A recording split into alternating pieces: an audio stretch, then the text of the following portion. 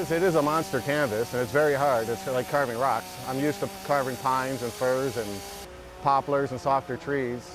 But this here is like cutting rocks. It's a white oak, and it's a little harder than I thought it would be. Bob Anderson is taking on one of his biggest projects as a tree sculptor on this tree next to Commons General Store in Mesopotamia. Yeah, this is the oldest tree I've ever worked on. They say it's at least 300 years old. It's actually quite an honor for me to be cutting on it. I don't know if I'll ever have the opportunity to carve another tree like this. 6 years ago, the tree was struck by lightning during a summer storm, making the tree dangerous for people passing by. Last fall, Peter Shaden, the owner of the general store, decided to remove the top part. We did have a lot of people that were a little bit upset with us. So that's when we decided, maybe we leave about a 15, 20-foot piece and maybe carve something into it.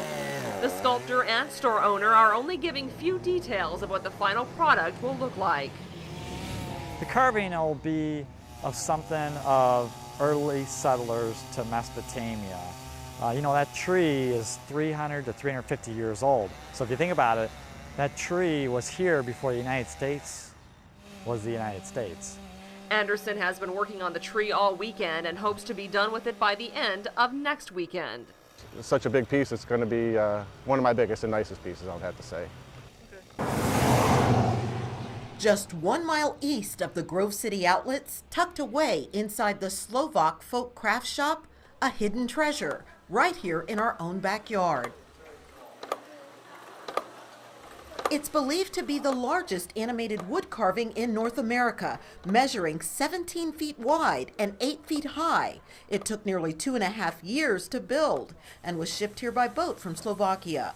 And this work of art with 82 moving figures is powered in a most unusual way. It's powered by windshield wiper motors for Volvo trucks. Every scene of this animated wood carving tells a real story of folk life in Slovakia. He decided to put this little figure down there. Something that captures the interest and curiosity of young and old alike, as well as people from all 50 states and nearly every province in Canada. Bernadine Thompson and her husband Ron are from Florida. I've never seen anything like it. You can't put it into words, you can't see a picture of it. You have to see it. It's just hard to believe that this is made by hand. And it's animated, and it's beautiful. And there's a woman with him that she has a rake, and she's raking the hay up.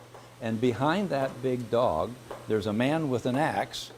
What's crafted here is a vision and dream of shop owners Dave Dayton and his wife Ann. They are not of Slovakian heritage, but have traveled there and have come to love the industrious people and the scenic views. Exactly why they commissioned 3 wood carvers from Slovakia, including an 81-year-old master wood carver, to design and build what they envisioned.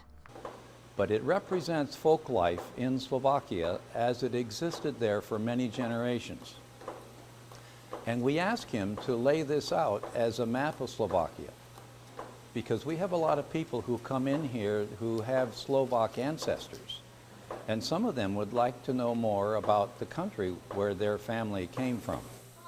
Slovakia is very near and dear to our hearts, partially because it's in some ways very similar to Pennsylvania.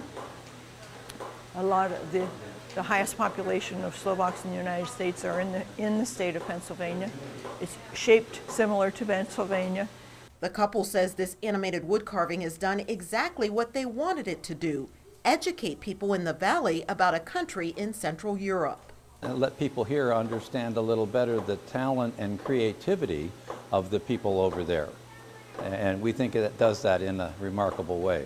A remarkable work of art carved out to create a history lesson on a land in some ways not so different from our own. And that's why that little boy is there. With more local news, I'm Michelle Nix.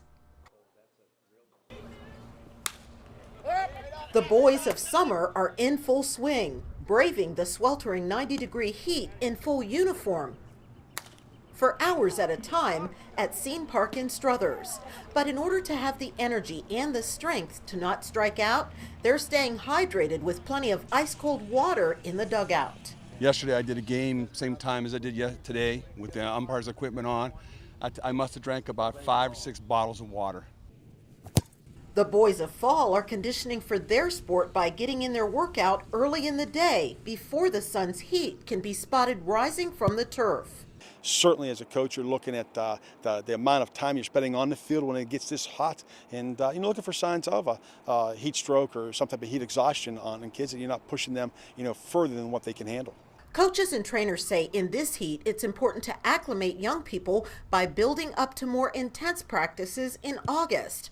Brian Kristen is a junior at Canfield High School, perfecting his skills as a kicker, not wanting to be sidelined by the heat. Sometimes you have to stop, sometimes you kind of just push through a little bit, but you certainly have to know your limits. Kristen is training with Canfield alum Billy Fisher. He's working to showcase his football talent at the United States Military Academy at West Point. You got to listen to your body, and in situations like this where the heat can really just get you all of a sudden.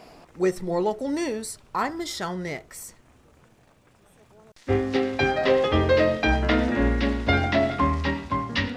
It was at the turn of the century, nearly 100 years ago, when Prohibition ended the legal sale of liquor and created demand for an illegal supply called bootlegging. There's a woman in her 90s on the next road here who came over when I was remodeling the barn, and she said her great uncle Daniel Bishop had built this in the 1880s, and he always had his still out behind the barn. So it made me feel like there's been a tradition of bootleg and moonshine whiskey here in this road, in this area for generations. Gene Sigel, a grape farmer by trade who owns a Geneva winery, along with wife Heather, has now expanded his business, rolling out the barrels and building the Red Eagle Distillery on South River Road in Geneva from the ground up. But first, he initiated a change in Ohio law. People come in and see our large copper pot still, and I often get the question, is it legal to own that? Or can you get a license here in Ohio to make whiskey? There's always been a license to have a distillery here in Ohio, but whatever you sold had to be sold at a state liquor store. With the recent change in state law, Sigel can not only invite customers in to taste the products of his labor, now for the first time he can sell carry-out to his customers. Somebody can come into the distillery, just like a winery, taste the products we make, and buy up to 4 small bottles per day per person to take home with them. Here at the Red Eagle Distillery, you can not only enjoy a cocktail, but learn some area history. This is the first bourbon and rye whiskey made in northeastern Ohio since Prohibition. The Red Eagle Distillery strives to marry modern whiskey-making advances with time-honored distilling techniques. People often don't realize whiskey begins by making beer. You make beer and you bring it to a boil. And so we put that beer in a still, our copper pot still from Kentucky.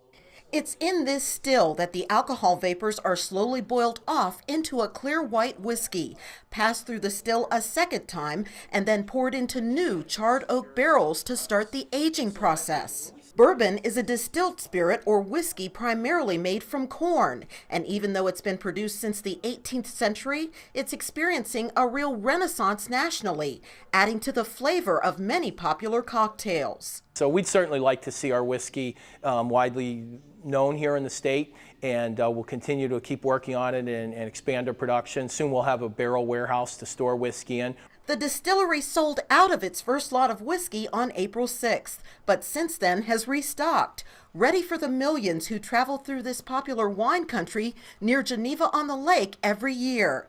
An area now raising a glass to a new tradition of local musical talent sets the stage for Waterfire Columbus, touted as a spectacular cultural event.